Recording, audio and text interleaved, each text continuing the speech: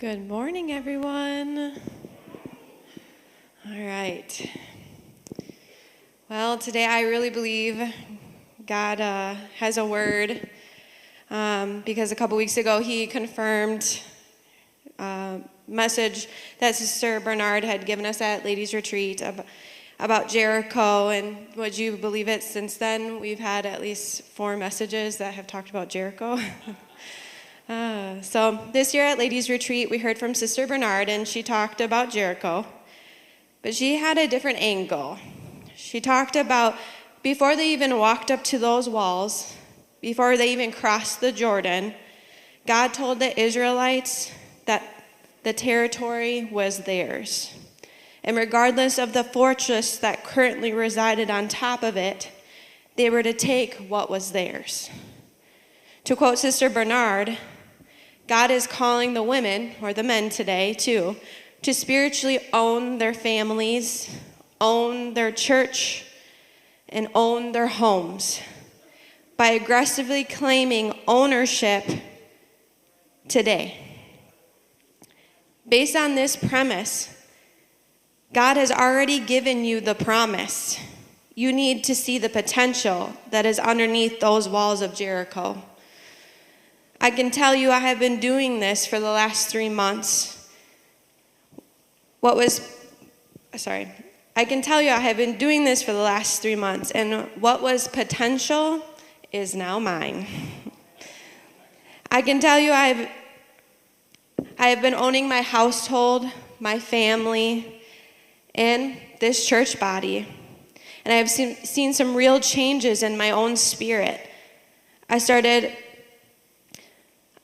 out the whole path and journey, though, with claiming my home and my family. This mighty weapon that Sister Bernard showed me put me on the offense for any kind of attitudes, fear, or disorder that tried to make its way into my home. Instead of feeding into my thoughts or insecurities, I started owning what I could in each battle. When I began to feel myself getting worried about bills and becoming short with those I love the most, I started claiming, I will not allow this in my house. This is my territory. After a month of spiritually battling with my new weapon, I believe God sent me a battle in the physical as an example of what was happening in the spiritual. One nice spring day, my windows were open, and all I could hear was my neighbor yelling curses and vile words at somebody who was passing by. For some reason, she did it on and off for about an hour. Finally, I was fed up, and I felt like I needed to go out there. I went outside and I walked up to her and said, "Is there an issue out here? You've been yelling profanities for the last hour. You maybe need to go inside and take a break." She tried defending herself and telling me about what the person had did, and I basically ended the conversation with reminding her, please stop yelling those profanities because I can hear them. 20 minutes later, I got a knock on my door, and there she was on my doorstep. She began to say how sorry she was for the trouble and how the passerby was doing X, Y, and Z. And I felt this holy boldness come over me. I said, I'm going to stop you right there. Because all I care about right now is, do you realize that my windows are open? We do not talk like that or swear in my house. But today your profanity was entering my house. You can do what you will in your house, but that is not welcome in my house. She began to cry and repeat how sorry she was, and we were able to make amends. This odd situation has never happened before with this neighbor, only pointed to this had to be spiritual. Even though I was protecting my home from the inside, sometimes there are things that enter through avenues we would never predict. I might be able to keep someone out of my property line, but if things are going to carry through an open window, I still am responsible for stopping that spiritual opposition. And I want to encourage you today, Know the promise that is under Jericho. Walk onto your territory with confidence and a keen eye. Because next, I began to see new fruit and principles come up when I started doing this. When you finally take ownership of the promises you were given, people can't help but concede to the power of God. After God told Joshua he was to take the land of Jericho, he sent spies to check out the land. And when they had got there, the king of Jericho found out the spies had taken refuge in the home of Rahab, who was a prostitute. The king told her to surrender the 2 spies to him, but she decided to hide them on her roof. Joshua 2:8-11. Before the men lay down, she came up to them on the roof and said to the men, "I know the Lord has given you the land, and that the fear of you has fallen upon us, and that all the inhabitants of the land melt away before you. For we have heard how the Lord dried up the water of the Red Sea before you when you came out of Egypt, and what you did to the 2 kings of the Amorites who are beyond the Jordan, of Sihon and Og, when you devoted to destruction. And as soon as we heard it, our hearts melted. There is no spirit left in any man because of you. For the Lord your God, he is God, in the heavens above and on the earth beneath." Rahab was probably the furthest person from being trustworthy of Israel. Even beyond her professional endeavors, she was not a pure Jew. Nonetheless, Rahab was assured in her spirit to help those spies because she recognized the power of God. She states in the story that she was told about the Israelites without seeing any of the stories herself. It was enough for her to proclaim, "The Lord your God, he is God of the heavens above and of the earth beneath." She essentially writes herself into the lineage of Jesus because of her unwavering faith. Often in God's words, there are principles that follow each other naturally to compound the abundance in life. The principle of owning your space makes room for people around you to concede to the power of God. So I started claiming my church family and my church territory. While at church, I would start to pray, "This is the church I choose. This is my church. We own this territory, and there is no distraction, no devil that can come against it." Also, while I started doing this, I started seeing some changes at work. In that same month, I had an opportunity to work with 2 separate coworkers that I don't normally get to work with. On Monday one week, I got an unction to pray in the Spirit on my way to work. I felt grieved for some reason, and there was only thing I could do, just pour out my heart in tongues, intercede for whatever it needed, and go about my day. It was a normal day, but at the end of the day, my coworker and I had some downtime. We talked casually at first, and then she kind of paused and looked at me and says, "You listen to music like Brandon Lake, right?" Smiling, I said, "Yes, I do love the Christian music like Brandon Lake." This opened up a whole conversation about how her son had been feeling really depressed and how she felt depressed seeing him depressed, and she admitted she felt like it was never going to get better in life. But one day, her hairdresser had Graves to Gardens by Brandon Lake on. She said the words touched her so much and spoke exactly to what she was feeling. She started tearing up. And after that, she started to listen to him anywhere she could and made sure her son heard them too. She admitted choosing to listen to that kind of music really seemed to change something in her and her thoughts about God. That week, her son was feeling sad, and she didn't know why, but she suggested that she should go to the park with him. And on their way there, he said he just wanted to turn back and he didn't feel like going to the park. She bargained with him, "Okay, let's just walk to the park and then we can walk home. You don't have to play at the park." When they got to the park, one of his friends from school was there with his mom, And the school friend was so excited to see him, he ran up to him and gave him a big hug and said, "I'm so happy you're here, let's play." The mom was excited to see them too, and my coworker said she had been trying to get together with this particular boy and his mom for a while, but it just wasn't working out. The moment overwhelmed her though, because she told me she felt like God knew what they needed.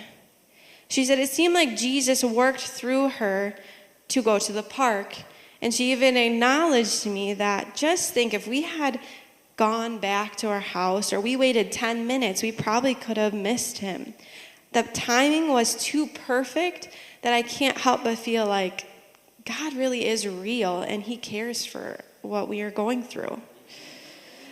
God truly calls people, and they don't have to have an ounce of religion, tradition, or pre-existing relationship with him to follow.